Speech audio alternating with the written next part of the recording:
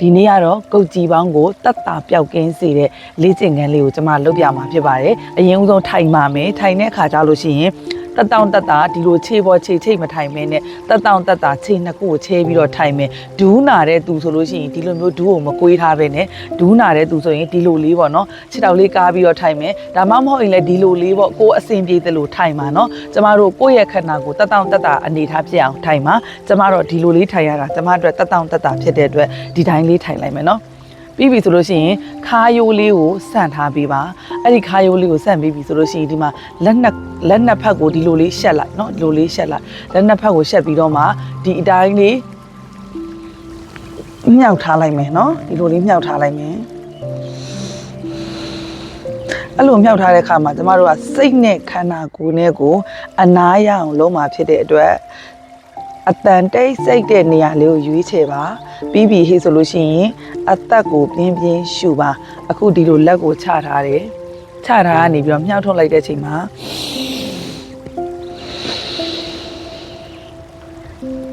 ဘိုက်ကလေးကိုရှက်ထားမယ်နော်အသက်ကိုပြင်းပြင်းလေးရှူနေမယ်ဘယ်နှကြိမ်လောက်ရှူရမလဲဆိုရင်ဒီလိုလက်ကိုတင်းတင်းလေးမြှောက်ဘယ်လောက်ထိတင်းရမလဲဆိုရင်ကိုယ့်ရဲ့လက်ကိုအပေါ်ကနေပြီးတော့မှတစ်ယောက်ကဆွဲထားတာလိုမျိုးအဲ့လိုခံစားတဲ့အထိကိုတင်းနေအောင်မြှောက်လိုက်ပါပြီးပြီဆိုလို့ရှိရင်တော့ကိုယ့်ရဲ့အသက်ရှူတန်ကိုကိုပြန်နားထောင်ပါဝင်နာနဲ့ထွက်တာနဲ့ကိုတစ်လို့မှတ်မယ်ဆိုရင်စစ်ကနေ30ထိကိုလက်မြောက်ထားမှာဖြစ်ပါတယ်အဲ့ဒါဆိုရင်အားလုံးပဲဒီအရှိပိုင်းလေးကိုသဘောတရားအောင်နားလည်ပြီဆိုရင်တော့ကျမပါဇက်ကမပြောတော့ဘူးเนาะအကွက်ကလေးကိုလုပ်ပြမယ်အဲ့ဒီအတိုင်းလေးလိုက်လုပ်ပါเนาะကဲစပါမယ်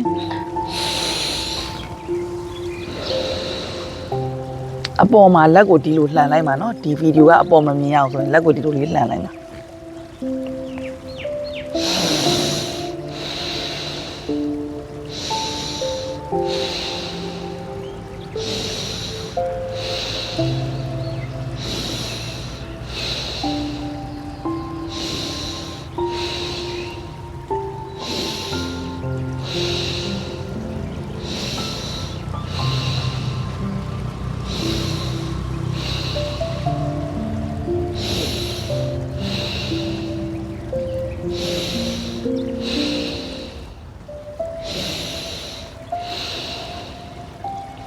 30လောက်ထိကို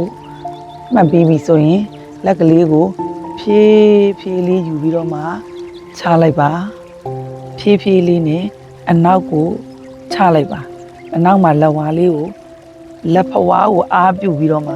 ထောက်မယ်ပြီးပြီဆိုရင်ကိုယ့်ရဲ့ခေါင်းကိုမောနိုင်သလောက်သက်ဆုံးမောချလိုက်ပါတယောက်နဲ့တယောက်နဲ့မောနိုင်တာကမတူဘူးเนาะကိုယ့်ရဲ့ကြီးပေါင်းအရန်ပြင်းထန်တဲ့သူတွေဆိုရင်တအားကြီးမမောနိုင်ပါဘူးကျမကလည်းအရင်တော့ဆိုအရန်မမော့နိုင်ဘူးအခုနောက်ပိုင်းကျတော့ကြီးပေါင်းကတက်တာနေတဲ့အတွက်အဆုံးထိမော့နိုင်တယ်နော်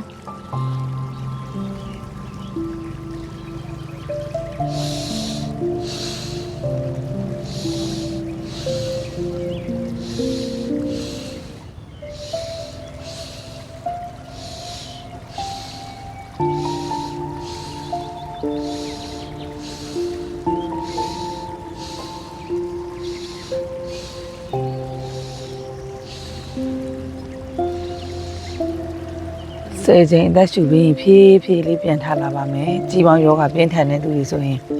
ခေါင်းလေးနည်းနည်းမူးလိုက်မယ်အဲ့ဒါပြီးပြီဆိုရင်လက်ကလေးကိုခုနမြောက်တယ်လို့ပြန်မြောက်ပြီးတော့မှရှေ့တက်တဲ့ကိုငုတ်ချမယ်တချို့လူတွေကဒီလောက်ပဲရရင်ဒီလောက်ပဲငုတ်ပါလက်ကိုတော့အောက်ချတာဒီလောက်ရရင်ဒီလောက်ငုတ်ပါအောက်ထိရရင်အောက်ထိငုတ်ပါ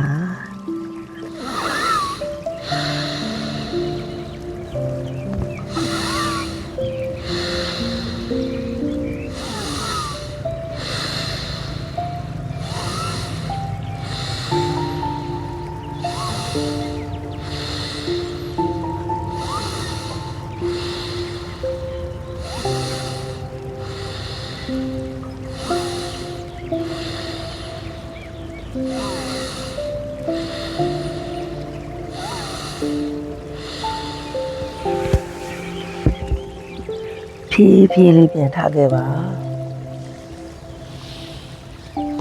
အဲ့ဒါပြီးရင်လက်ကလေးကဒူးလေးမှာဒီလိုလေးထားမယ်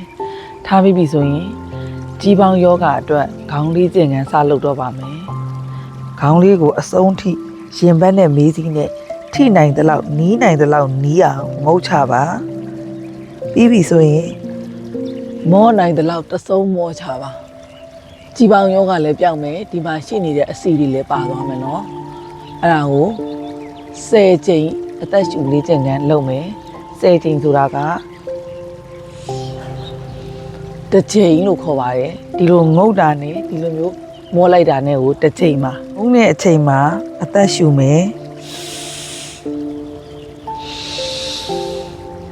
မောတဲ့အချိန်မှာအသက်ကိုရှူထုတ်မယ်အဲ့ဒီရှူသွင်းရှူထုတ်ကိုလည်းစိတ်နဲ့မှန်မှန်လေးလုပ်မယ်အဲ့ဒါလုပ်လို့ရှိရင်ကျမတို့ကစိတ်ရဲ့ချမ်းသာမှုကိုရရှိမယ်လေ့ကျင့်ခန်းလုပ်တာကကိုယ်ရဲ့ကျန်းမာမှုကိုရရှိမယ်ကဲစမယ်နော်ခေါင်းလေ့ကျင့်ခန်းလုပ်ကြည့်ပါမယ်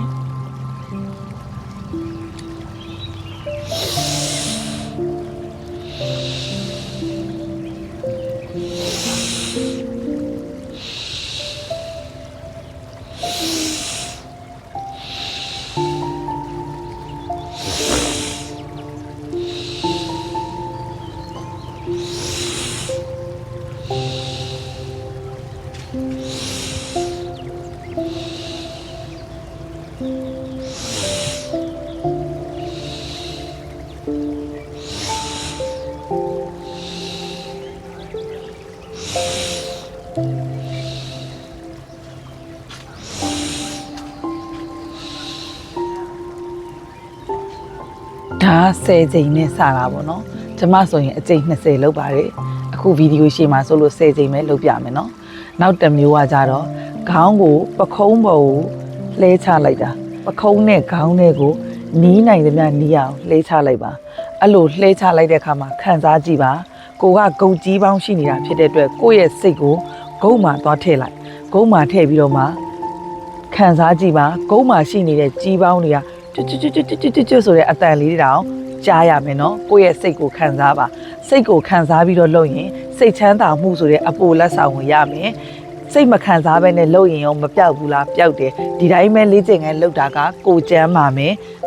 အသက်ရှူသွင်းရှူထုတ်တဲ့တိုင်ပင်လေးကိုအာယုံစိုက်ပြီးတော့လုပ်မယ်အဲ့ဒါဆိုရင်စိတ်နဲ့ကိုယ်နဲ့အတူတကွပြောင်းလဲလာလိမ့်မယ်နော်ကဲစမယ်ပခုံးလေးပေါ်မှာရှူသွင်းမယ်ရှူထုတ်မယ်နံပါတ်1ဒီဘက်ကိုတစ်ခါရဲတန်းမသွားဘူးเนาะအဲ့ဒါကို1စမယ်เนาะအဲ့ဒါဆိုရင်ဒီဘက်ကို10ချိန်ဒီဘက်ကို10ချိန်အဲ့လိုလုပ်မယ်เนาะကဲစပါမယ်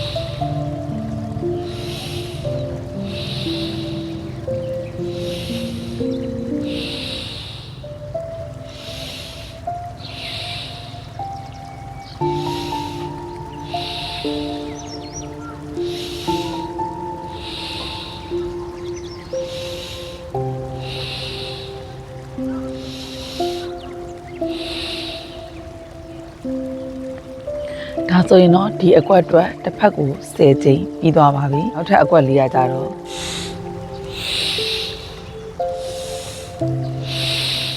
ဒီလိုလေးလှည့်တာကိုတစ်ပါလှည့်တဲ့ခါမှာအဆုံးထိလှည့်နိုင်သမျှလှည့်ပါ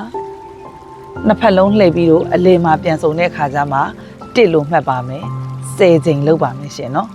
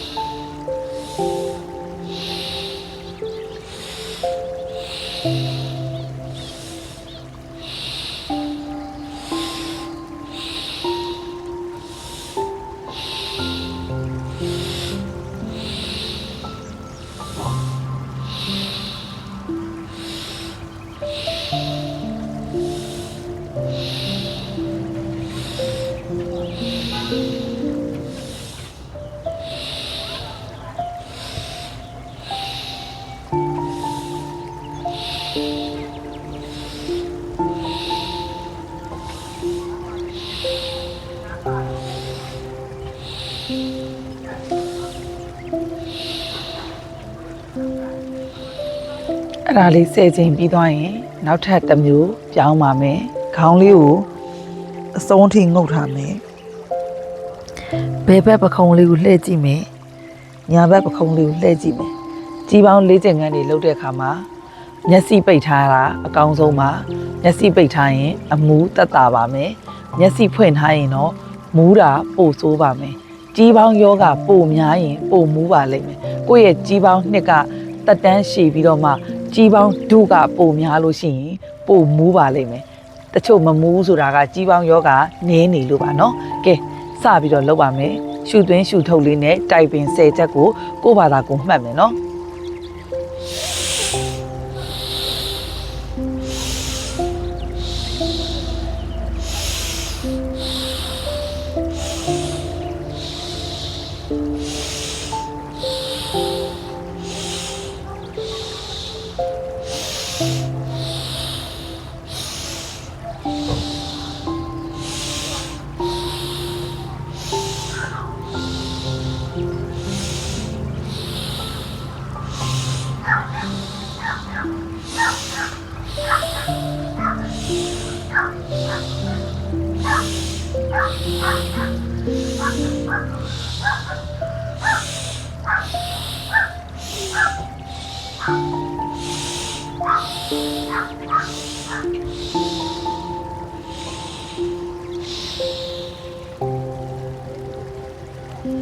ကဲနောက်ထပ်တစ်မျိုးပြောင်းမယ်နောက်ထပ်တစ်မျိုးကခေါင်းလေးကိုငုပ်ပြီးတော့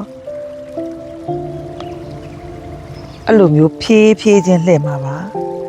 တချမ်းချင်းပဲသွားမယ်ဒီကနေစပြီးတော့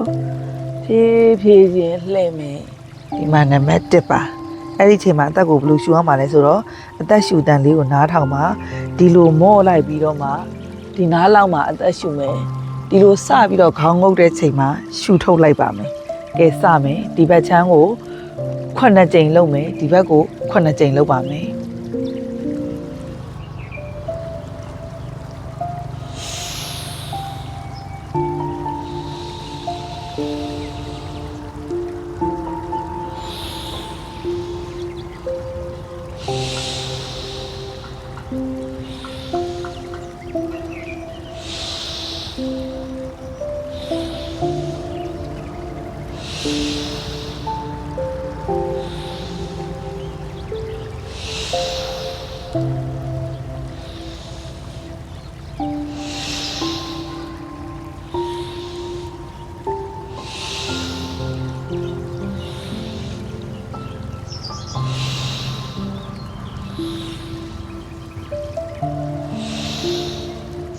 နောက်တစ်ဖက်ကိုပြောင်းမယ်နော်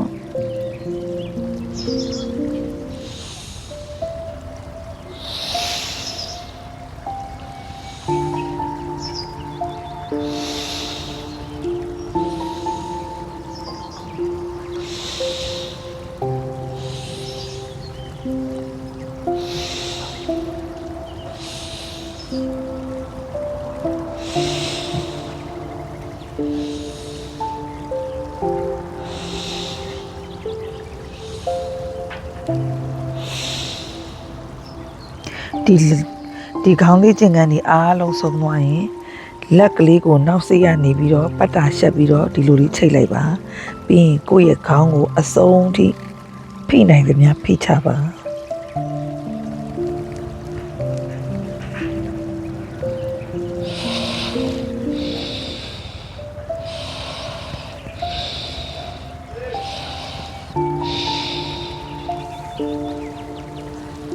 ပြီးပြီဆိုရင်မေးစီလေးမှာဒီလိုတင်ပြီးတော့မှ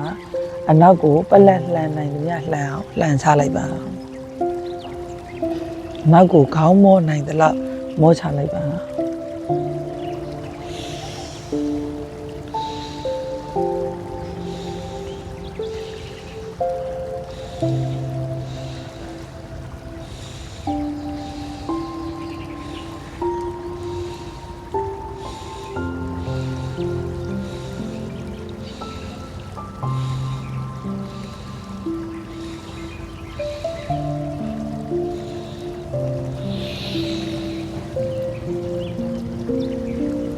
ပြီးပြီဆိုရင်နောက်ဆုံးအနေနဲ့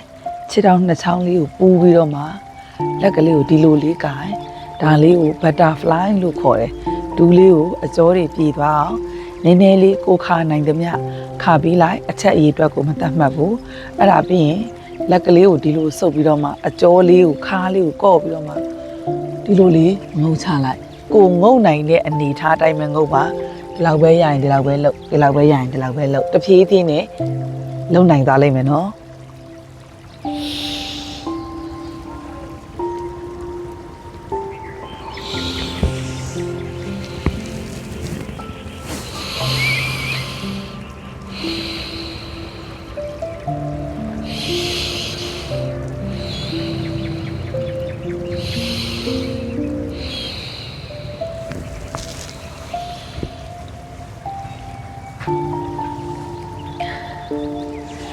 ကဲဒါလေးကတော့ကြီးပေါင်းလေးကျင်ခန်းအတွက်ကိုပနာမလေးကျင်ခန်းလေးဖြစ်ပါတယ်ကြီးပေါင်းလေးကျင်ခန်းဖြစ်တဲ့အခါမှာလေးကျင်ဖို့ရအတွက်အဆင့်တွေအများကြီးရှိပါတယ်ဒီလောက်အတိုင်းလေးပဲလုပ်တယ်ဆိုလို့ရှိရင်တော့မှတော်တော်လေးကိုဒီဂုတ်ကြီးပေါင်းကတတ်တာမှာပါနောက်နေ့ကျရင်မတူတဲ့အကွက်တွေကိုလည်းကျွန်မလာလုပ်ပြပေးပါမယ်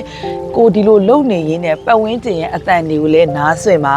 ကိုယ့်ရဲ့အသက်ရှူတန်ကိုလည်းကိုအာယုံစိုက်ပါပြီးပြီဆိုလို့ရှိရင်ကိုယ့်ရဲ့ဖြစ်နေတဲ့ဂုတ်ကြီးပေါင်းဆိုရင်ဂုတ်နေရာကိုအာယုံစိုက်ပြီးတော့မှလှုပ်ပါအဲ့ဒါဆိုရင်စိတ်နဲ့ခန္ဓာနဲ့ကတပြိုင်တည်းကျမ်းမာတန်ဆွမ်းလာမှာဖြစ်ပါတယ်အားလုံးပဲကြီးပေါင်းယောဂကင်းဝေးကြပါစေအခုဒီနေ့ပြတဲ့ဗီဒီယိုလေးကဒီအတိုင်းလုပ်ရတာအဆင်ပြေတယ်ဆိုရင်ဒီဗီဒီယိုလေးအတိုင်းပဲလိုက်လုပ်ပါတကယ်လို့ကျမကိုတိုင်ပင်လေးတွေခေါ်ပေးစီခြင်းနဲ့ဆိုလို့ရှိရင်တော့တိုင်ပင်လေးတွေခေါ်ပေးပါဆိုပြီးတော့မှ comment မှာမှန်းခဲ့ပါဗီဒီယိုတွေကြားလို့ရှိရင်ကျမတိုင်ပင်လေးတွေလာခေါ်ပေးပါမယ်ရှင်ကျမရဲ့ channel လေးကို subscribe မလုပ်ရသေးဘူးဆိုရင်လည်း subscribe လေးနှိပ်ပေးထားပါအားလုံးပဲကျမ်းမာပျော်ရွှင်တဲ့ဘဝကိုပိုင်ဆိုင်နိုင်ကြပါစေရှင်